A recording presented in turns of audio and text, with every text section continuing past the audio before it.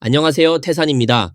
전국인민대표대회 상무위원회가 10월 25일을 대만 광복 기념일로 지정했습니다. 세상에 한숨 자고 일어났더니 조국이 통일이라도 된 건가요? 우리 이긴 거 맞죠? 이겼죠. 너무 이겨서 감각이 마비됐을 정도예요. 이제 곧 4,100만 명의 미국인이 굶어 죽게 생겼다네요. 우린 지금 매달 이기고 매일 이기고 있어요. 이건 마치 공짜로 승리를 주는 것처럼 한 번 이기면 또 한 번, 또 한 번 계속 이기고 있어요. 월요일 아침에 눈을 떴는데 자 또 이겼네. 크게 보나 작게 보나 전체든 국지든 어디든 다 이기고 있어요. 한두 번 이기는 건 아무것도 아니에요. 진짜 대단한 건 계속 이기고 있다는 거예요. 무엇보다도 계속 이기는데도 질리지 않는다는 거죠. 진짜 너무 이겨서 마비될 지경이에요. 화웨이가 이번에 훅멍 5.1 시스템으로 업데이트를 하더니 결국 이 70%는요 그냥 고철 덩어리가 돼버렸어요. 틱톡은 라이브 방송 기능 자체가 이제 없어졌고 라이브 방송을 아예 못 켜요. 영상 업로드 기능도 사라졌고요. 요즘 사용하는 앱 중에 이 두 기능이 사용 빈도가 제일 높은데 지금은 못 쓰게 됐어요. 화웨이 고객센터에 전화해서 적극적으로 소통 중입니다. 아니 화웨이처럼 이렇게 큰 기업이 어떻게 이렇게 무책임할 수가 있죠. 늘 말은 하죠. 국산을 지지해주세요. 국산을 써주세요. 근데 애플이 그렇게 나쁜가요? 미국 제품이라고 무조건 나쁜가요? 다른 건 잘 몰라도 적어도 애플은 정말 좋긴 하네요. 그리고 애플만 그런 게 아니라 미국산 자동차들도 튼튼하고 고장이 잘 나지 않아요. 아니 대체 우리가 어떻게 더 응원해야 하는 거죠? 큰일 났어요. 제 틱톡 계정이 영구 정지당했어요. 사용하던 휴대폰 기기 자체도 지금은 이의 제기할 기회조차 없어요. 이 남성은 휴대폰 수리 기사입니다. 며칠 전 그는 화웨이 스마트폰을 수리하는 영상을 올렸는데요. 그 안에서 화웨이의 두 가지 핵심 기능이 실제로는 존재하지 않는다는 사실, 즉 소비자를 속이고 있다는 사실을 폭로했습니다. 그 결과는 계정 즉시 강제 차단, 게다가 단순한 계정 정지가 아닙니다. 기기 자체가 설비 봉쇄 조치된 겁니다. 즉 플랫폼이 스마트폰을 직접 잠가버려 이제 이 휴대폰으로는 어떤 계정도 사용할 수 없습니다. 다시 쓰려면 새 폰, 새 번호, 새 신분증까지 모두 필요합니다. 이쯤 되면 정말 화웨이의 구호처럼 화웨이는 한참 멀리 앞서 있다고 해야 할까요? 아니면 첨단 기술 감시 사회 실현이라고 해야 할까요? 이런 현실을 본 외국 기업들은 이미 눈치챘습니다. 이게 바로 중국의 민낯이구나. 그래서 지금 외자 기업들은 하나둘씩 중국을 떠나고 있습니다. 재원 폭스콘에서 하룻밤 사이에 10,000명이 일자리를 잃었습니다.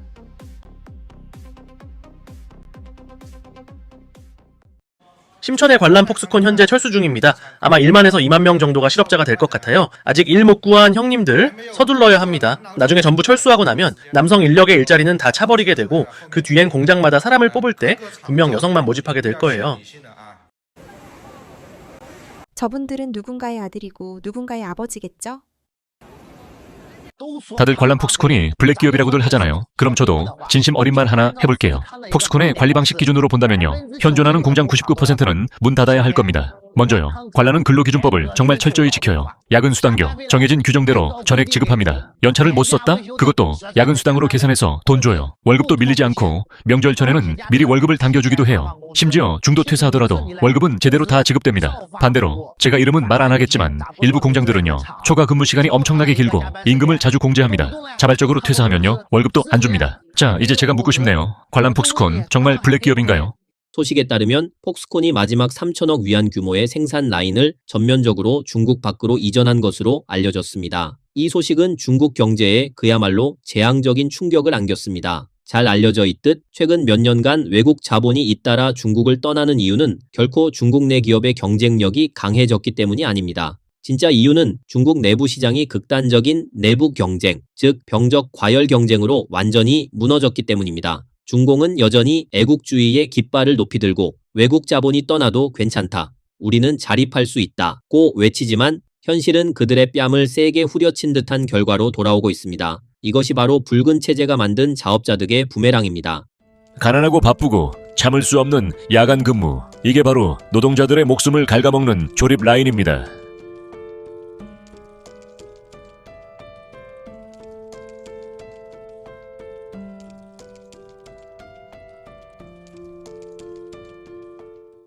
이 조립 라인에서 일하는 노동자들 보이시죠? 전부 건당 임금으로 일하고 있어요. 이건 진짜 목숨을 쥐어짜는 지옥 같은 라인이에요. 햇빛 한 줄기 들지 않는 어두운 지옥 공장, 말 그대로 암흑 속에서의 노동입니다. 특수부대 병사가 와도 3일은 뻗을 수준이고 울트라맨이 와도 결국 경고등 켜고 쓰러질 거예요. 속도 못 맞추겠으면 그냥 나가요. 나가요. 기회는 이미 줬잖아요. 나갈 거예요? 말 거예요?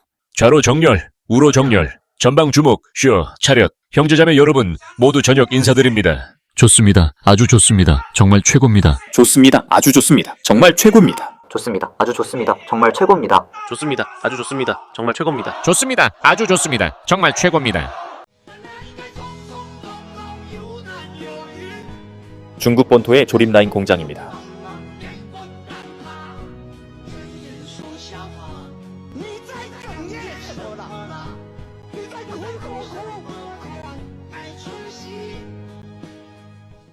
오늘 어떤 부서로부터 경고를 받았습니다. 사건은 이렇습니다. 오늘 오전에 한 동료가 외국계 공장 면접을 보러 갔어요. 그 친구가 면접 보는 동안 저는 공장 입구에서 짧은 영상을 하나 찍었죠. 영상에서 제가 뭐라고 했냐면요. 이 독일계 공장 복지랑 대우가 꽤 괜찮다. 이번 달 말에 이번 달 월급을 바로 준다. 굳이 다음 달까지 기다릴 필요가 없다라고 말했어요. 그리고 또 무한에는 이렇게 월급을 제때 주는 공장이 거의 없다. 대부분은 이번 달에 지난달 월급을 지급하니까요. 라고도 덧붙였습니다. 맞는 말이잖아요. 그런데 그 영상 때문에 신고를 당했어요. 결국 부서에서 경고 조치를 받았습니다. 테슬라는 중국에서 꺼져라, 독일차 꺼져라, 일본차 꺼져라. 많은 사람들이 이렇게 외치면서 국산을 지지하자고 말하죠. 그런데 저는 여러분께 꼭 말씀드리고 싶어요. 만약 그들이 정말로 전부 떠나는 날이 온다면 믿기 어려우시겠지만 당신은 아마 국산차조차 살 수 없게 될 겁니다. 믿기지 않으시죠? 하지만 정말이에요. 만약 언젠가 아이폰이 없어지면 그 유명한 한참 멀리 앞서 있다는 스마트폰조차 당신은 살 수 없게 될지도 몰라요. 펩시콜라, 코카콜라가 없어진다고 생각해보세요. 그렇다면 언젠가 한참 멀리 앞서 있다 때하는 국산 음료조차 당신은 마실 수 없을 것입니다. 정말 너무나도 씁쓸하고 실망스럽습니다. 앞으로 누구든지 애국심 팔아서 저를 호구로 만들 생각 마세요. 저는 이제 오직 가성비만 봅니다. 어느 브랜드의 화장수, 예전엔 한 병에 몇 위안밖에 안 했어요. 그런데 이제는 포장만 바꿨을 뿐 효과도 똑같고 성분도 동일한데 가격은 몇 배나 뛰었어요. 신장 목화 사건 땐 외국 브랜드들이 줄줄이 보이콧 당했잖아요. 그때 다들 인형이 나서서 국산 브랜드의 자존심을 세워주길 바랐어요. 근데 실제로 안타와 인형 등 매장을 쭉 둘러보고 나니까 결국은 나이키가 제일 싸더라고요. 당신들이 한 병에 6위안에 팔고 있는 것은 3위안짜리 콜라가 있기 때문이죠. 이 제품이 없었다면 아마도 당신들은 12위안에 팔았을지도 모릅니다. 금값도 국제 시세 보고 오르내리지만 당신들은 그냥 우리의 통장에 얼마나 남았는지만 분석하고 있습니다. 이 블로거는 이렇게 말했습니다. 예전엔 사람들 마음속에 이런 인식이 있었죠. 중국산은 좋은 제품이 없다. 그런데 이제는 더 심각합니다. 좋은 건 없고 대신 비싸기만 하다. 그리고 그는 덧붙였습니다. 그 수많은 꼼수 문구와 숨은 작은 글씨로 소비자를 속이는 이른바 국산 기업들. 당신들은 국산 제품이 아니라 국산 수확기, 즉 국민을 수확하는 기계일 뿐이다. 그는 단호히 말합니다. 국산품을 지지하는 이유는 국민이 좋은 품질과 합리적인 가격의 제품을 살 수 있기를 바래서였지 중국 기업의 배를 불려주기 위해서가 아니다. 지금 우리가 애국하지 않는 게 아니라 더 이상 중공체제의 광대가 되기 싫을 뿐이다. 외국 자본이 중국에 들어온 이유, 정말 중국을 위해 돈을 벌어주기 위해서였을까요? 아니면 중국 사람들의 돈을 벌어가기 위해서였을까요? 만약 외국 자본이 중국인의 돈을 벌어가는 구조였다면 그 외자 기업들이 중국을 떠났을 때 우리는 오히려 더 잘 살아야 하는 것 아닐까요? 하지만 현실은 어떻습니까? 이제 조금은 이해가 되시나요? 저는 예전에 어느 목표 기업의 재무이사로 일한 적이 있습니다. 그런데 회사가 인수합병된 이후 투자기관이 자신들의 사람을 심어 저를 내보냈습니다. 그렇다면 저는 제 권리를 지키기 위해 무엇을 할 수 있었을까요? 사실 이런 일은 비일비재하게 일어납니다. 심지어 피인수 기업의 CEO조차 얼마 지나지 않아 교체되는 일도 아주 흔합니다. 그래서 저는 늘 이렇게 말씀드립니다. 가능한 한 사장을 보호하세요. 많은 분들이 오해합니다. 지능이 낮은 판단으로 항상 이렇게 생각하죠. 사장은 직원들 돈을 착취하는 사람이다. 사장은 자기만 잘 살려고 한다. 사장은 남에게 일거리만 떠넘기는 사람이다.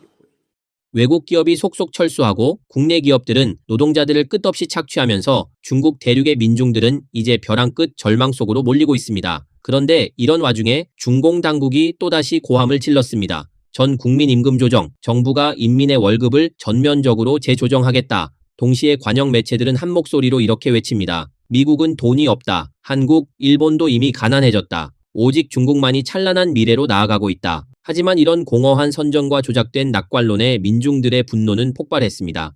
지금 거리 곳곳에서 들리는 말은 단 하나, 우리의 지갑은 텅 비었는데 도대체 누가 잘 살고 있단 말인가? 먼저 사회 취하층부터 이야기해볼게요. 첫 번째 구간 월 수입 0위안 총 546만 명입니다. 두 번째 구간 월 수입 0에서 500위안 2억 1,500만 명, 전국 인구의 7분의 1을 차지합니다. 세 번째 구간 500에서 800위안 2억 200만 명, 네 번째 구간 800에서 1000위안 1억 2만 4천 명, 다섯 번째 구간 1000에서 1500위안. 몇 명일 것 같으세요? 무려 2억 4,300만 명. 가장 인구가 많은 구간입니다. 이 데이터를 보고 저도 정말 충격을 받았어요. 저도 10여 년 전 사회에 처음 나와서 일할 때 한 달 월급이 1,500위안이었어요. 그렇게 많은 시간이 흘렀는데 아직도 월 1,000위안대 버는 사람들이 정말 많다는 현실이죠. 2,000위안에서 3,000위안. 2억 300만 명입니다.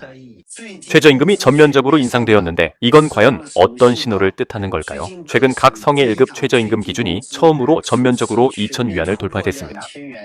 전국에서 월 수입이 2,000위안 이하인 사람이 무려 9억 6천만 명에 달한다고 합니다. 이 수치는 북경사범대학의 조사 통계 결과입니다. 만약 이 데이터가 정확하지 않다면 이런 통계는 도대체 왜 존재하는 걸까요? 혹시 월 수입 3,000위안 혹은 5,000위안 정도를 버는 사람들에게 당신들은 걱정할 필요 없어요. 사실은 전국 대부분 사람들보다 잘 살고 있는 겁니다. 라고 안심시키기 위한 용도는 아닌가요?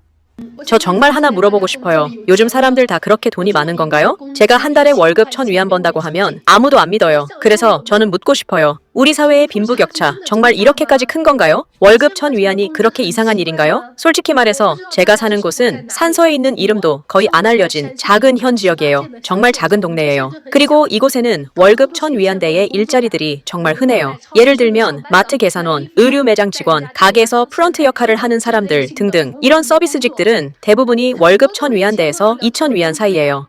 여러분 혹시 하얼빈의 평균 월급이 얼마인지 아세요? 어제 어떤 영상 하나를 봤는데요. 어느 1인 미디어 진행자가 하얼빈의 평균 소득이 7,000위안이 넘는다고 하더라고요. 진짜 그 얘기 듣고 뺨을 2대쯤 후려치고 싶었습니다. 그런 말을 하는 사람이 밉지 않나요? 저는 하얼빈에서 수년을 살아왔고 신용보고서도 셀 수 없이 많이 받고 주택 공적금 캡처 화면도 많이 확인해봤고 소득세 내역서도 수도 없이 봤습니다. 하얼빈에서 한 달에 5,000위안을 번다면 그건 정말 중산층 수준이에요. 그리고 하얼빈의 최저임금은요 2,500위안입니다.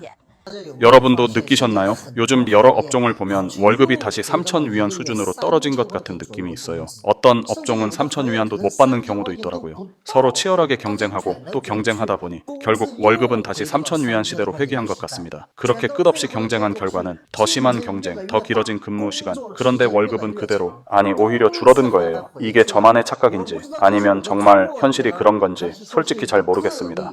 며칠 전에 채용 공고 하나를 보고 정말 멍해졌습니다. 해고의 한 정부기관 임시직인데요. 학사 월급은 2,700위안, 석사는 3,000위안이래요. 여러분도 아시겠지만 이곳은 삼선 도시예요. 월세, 식비, 교통비 등의 숫자들 뒤에 얼마나 많은 사람들의 현실적인 절박함이 숨겨져 있는지 말로 다 할 수 없습니다. 우리 세대는 정말 열심히 살고 있어요. 야근, 주말 반납은 기본, 끊임없이 새로운 기술을 배우고 언제 버려질지 몰라 두려워하며 하루하루 버팁니다. 그런데 그렇게 열심히 노력해서 간신히 학사, 심지어는 석사 학위를 얻었는데 결국 받는 월급은 10년 전과 거의 똑같다는 걸 알게 되었을 때 그 허탈함과 좌절감은 정말 말로 다 표현할 수 없습니다. 더 현실적인 건요. 요즘은 사무실에서 일하는 화이트칼라 직종조차 월급 3,000위안짜리 공고가 나오고 있다는 겁니다. 장사의 한 회사에선 인사 담당자를 월급 3,000위안에 모집하고 있고 기술직조차도 초봉이 3,000에서 4,000위안 수준에서 머물고 있습니다. 그렇다면 2에서 3선 도시에서 월 3,000위안으로 도대체 어떻게 살아야 할까요? 간단히 계산해보면 월세와 공과금으로 약 1,000위안, 하루 식비를 30위안으로 잡으면 한 달 약 1,000위안, 여기에 교통비, 통신비, 생필품 비용까지 합치면 한 달 수입은 사실상 그대로 사라지는 구조입니다. 그래서 많은 이들이 친구들과의 식사나 여행은 꿈도 꾸지 못하고 결혼이나 출산은 아예 인생 계획에서 제외된 현실에 놓여 있습니다. 왜 이렇게 열심히 일해도 월급은 오르지 않는가? 전문가들은 그 이유를 이렇게 분석합니다. 기업 자체가 내부 경쟁에 빠졌기 때문입니다. 비용 절감을 위해 가장 먼저 줄이는 것이 인건비이고 이제 많은 기업이 노무 파견 형태로 사람을 고용하고 있습니다. 이 방식은 사회보험 부담을 줄이고 장기 고용에 대한 책임을 회피할 수 있기 때문입니다. 한 블로거는 이렇게 말했습니다. 내 친구가 다니던 회사도 노무 외주로 인력을 쓰는데 그 외주 직원의 월급은 정규직의 절반, 아니 그보다 더 적었어요. 이것이 바로 오늘날 중국 직장인들이 맞닥뜨린 잔혹한 현실입니다. 일은 그대로인데 삶의 품질은 반토막난 사회가 된 것입니다. 여러분 혹시 정말로 사회 최하층을 한 번도 본 적이 없으신가요? 저희 지역에서는요, 남성의 경우 월급이 4천에서 5천 위안 정도면 정상적인 회사 수준인데, 이런 경우에도 사회보험은 포함되지 않는 게 대부분이에요. 여성의 경우는 월급 3천 위안이 일반적이고 그마저도 보험이 포함된 일자리를 찾는 건 쉽지 않습니다. 이게 바로 현실적인 수준이에요. 이건 저희 지역 채용 앱에 실제로 올라온 공고들인데요. 한번 보세요. 대부분 월급이 3천에서 4천 위안 수준이고, 사실상 3천 위안이 기본선, 4천 위안 이상은 그냥 홍보용 미끼에 가까운 수준입니다. 제 월급 명세서 한번 보세요. 7월에는 3천 위안이었어요. 그 다음엔 2천 위안, 이제는 1,800 위안입니다. 저는 정말 모르겠어요. 사장님의 한계가 어디까지인지. 아마 다음엔 1,600 위안 혹은 1,500 위안까지 떨어질지도 모르겠죠. 그런데 말이에요. 그분이 이렇게 버티는 이유가 도대체 뭘까요? 그리고 저 역시 제가 이렇게 버티는 이유가 뭔지 저도 모르겠어요. 저희 공장은 벌써 2달째 월급을 받지 못하고 있습니다. 공장은 심천에 위치해 있고 스테인리스 가공을 전문으로 하는 업체입니다. 올해 1월에 설립된 신생 공장이며 공장 건물은 3층 규모입니다. 저는 현재 발주 관리 업무를 주로 맡고 있으며 회계 업무도 겸직으로 보고 있습니다. 처음에는 직원이 20여 명 정도 있었지만 지금은 5명만 남아있는 상황입니다. 그리고 며칠 뒤에는 기술자 2분도 퇴사하실 예정입니다. 저희 공장은 원래 매달 15일에 급여를 지급해왔습니다. 초기에는 급여가 제때 잘 나왔고 별다른 문제가 없었습니다. 하지만 5월부터 월급이 밀리기 시작했습니다. 처음에는 일주일 지연, 그 다음엔 10일 지연, 그러다 결국 매달 말일로 밀리기 시작하더니 9월에는 사장님께서 이렇게 말씀하셨습니다. 8월 급여는 제때 지급이 어렵습니다. 각 회사에서 아직 대금이 입금되지 않아 10월 중순쯤 지급할 수 있을 것 같습니다. 하지만 지금은 이미 10월 하순입니다. 공장 쪽에서는 아무런 움직임도 말도 없습니다. 저희 가족의 생계는 지금 그동안 모아둔 돈으로 간신히 버티고 있는 상황입니다. 상해에서 중년에 실직하게 되면요, 다시 일어서는 건 거의 불가능에 가깝습니다. 혹시라도 재취업에 성공한다면 그건 복권에 당첨되는 것과도 같은 확률이라고 생각합니다. 채용 앱 4개를 동시에 돌리면서 수천 통의 이력서를 보냈습니다. 그런데 돌아오는 연락은 대부분 보험 영업 같은 일자리뿐입니다. 제 아이가 지금 4살인데요. 어느 날 면접을 다녀온 저에게 이렇게 묻더라고요. 아빠는 왜 가끔 일하고 가끔은 안 해? 저는 이렇게 답했습니다. 아빠는 계속 일하고 있는 거야. 솔직히 말해서 실직이라는 말을 아이에게 들키고 싶지 않았습니다. 그게 아이에게 어떤 부정적인 영향을 줄까봐 두려웠거든요. 하지만 지금 같은 세상에서 대학교 졸업하고 쭉 일하다가 65세 정년까지 무사히 도달하는 사람이 있다면 진심으로 말씀드리건대 그건 정말 하늘이 선택한 사람일 겁니다. 오늘 영상은 여기까지입니다. 시청해주셔서 감사합니다.